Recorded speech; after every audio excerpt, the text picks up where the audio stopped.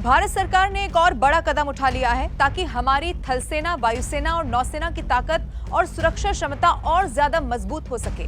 रक्षा मंत्री राजनाथ सिंह की अध्यक्षता में रक्षा खरीद परिषद यानी कि डीएसी की बैठक में लगभग 67,000 करोड़ रुपए के रक्षा उपकरण और हथियार खरीदने के प्रस्ताव को मंजूरी दे दी गई है। इस 67,000 करोड़ रुपए की रक्षा खरीद से भारतीय सेनाओं की ताकत हर दिशा में बढ़ेगी।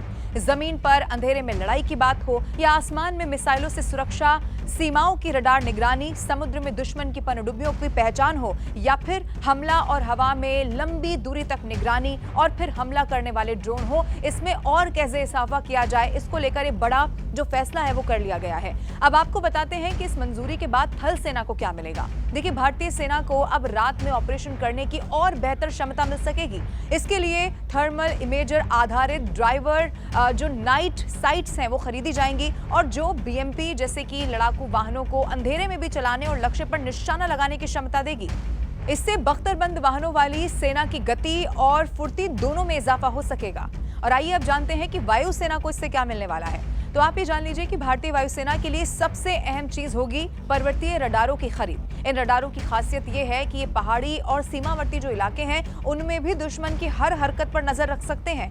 पूर्वी लद्दाख जैसे इलाकों में जहां चीन से टकराव की स्थिति बनी रहती है, वहां वायुसेना की निगरानी शक्ति इससे कई गुना तक बढ़ जाएगी। इसके साथ ही वायुसेना की सक्षम और स्पाइडर वेपन सिस्टम को और भी अपग्रेड किया जा सकेगा, जिससे हवा में दुश्मन की हर हरकत का तेज और सटीक जवाब दिया जा सके। इसके अलावा वायुसेना के पास जो बड़े ट्रांसपोर्ट विमान है जैसे कि C-17 या C-130J की जब बात आती है तो उनकी सालाना रखरखाव और जरूरी मरम्मत का भी खर्च स्वीकृत किया गया है। इसके साथ ही रूस से खरीदी गई S-400 मिसाइल प्रणाली का वार्षिक मेंटेनेंस भी अब बताया जा रहा है कि तय बजट के तहत ही हो सकेगा। अब आइए जानते हैं कि नौसेना को इससे क्या मिलने वाला है। भारतीय नौसेना को भी इस प्रस्ताव में बहुत फायदा हुआ है। सबसे पहले ब्रह्मोस फायर कंट्रोल सिस्टम और लॉन्चर की अतिरिक्त खरीद को मंजूरी दे दी गई है। ऑपरेशन सिंदूर के सफल परीक्षण के बाद यह फैसला लिया गया, जिससे समुद्र में ब्रह्मोस मिसाइल का इस्तेमाल और ज्यादा ताकतवर बन जाएगा। नौसेना को Barak 1 point defence missile system को अपग्रेड करने की अनुमति भी मिल गई है।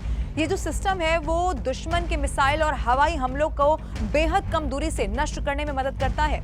एक और खास चीज भी इसकी आप जान लीजिए, ये कम्पैक्ट ऑटोनॉमस सरफेस क्राफ्ट है। ये एक तरह का समुद्र में चलने वाला ड्रोन है जो कि दुश्मन की पनडुब्बियों का पता लगाने, उन्हें पहचानने और नष्ट करने में सक्षम होता है। और इससे भारत की जो अंडर वाटर वॉरफेयर है यानी कि समुद्र के अंदर की जो लड़ाई है उसकी तैयारी और ज्यादा मजबूत हो जाएगी। रक्षा मंत्रालय ने यह भी साफ कर दिया है तीनों सेनाओं के लिए ये मीडियम ऑल्टीट्यूड लॉन्ग एंड्योरेंस यानी कि MALE होगा। इसके अलावा रिमोटली पायलटेड एयरक्राफ्ट RPA जिसे कहा जाता है उसकी खरीद को भी मंजूरी दे दी गई है। ये जो RPA है जिन्हें आम भाषा में ड्रोन भी कहा जा सकता है, लंबे समय तक ये उड़ सकते हैं, निगरानी कर सकते हैं और खास तौर पर दुश्मन के ठिकानों पर हमला कर सकते हैं और वो भी बगैर किसी पायलट के। हालांकि अमेरिका से जो MQ-9B ये जो प्रीडेटर ड्रोन खरीदने का समझौता है भारत ने किया था, इसमें देरी जरूर हो रही है। इसलिए भारत अब दूसरे स्रोतों से ऐसे ड्रोन की जो योजना है कैसे उसको लिया जाए उस पर काम कर रहा है। मैं आपको ये भी बता दूं, इन RPA में हथियार भी लगाए जा सकते हैं जिससे सिर्फ निगरानी करने वाली मशीन नहीं रह जाती बल्कि एक तरह की हवा में मार करने वाली आंख बन जाती है। अब पाकिस्तान पहले ही टर्की से ऐसे जो बायरेक्टर ड्रोन है वो खरीद चुका है। भारत अब खुद को उस स्तर पर लाने की दिशा में बहुत तेजी के साथ काम कर रहा है।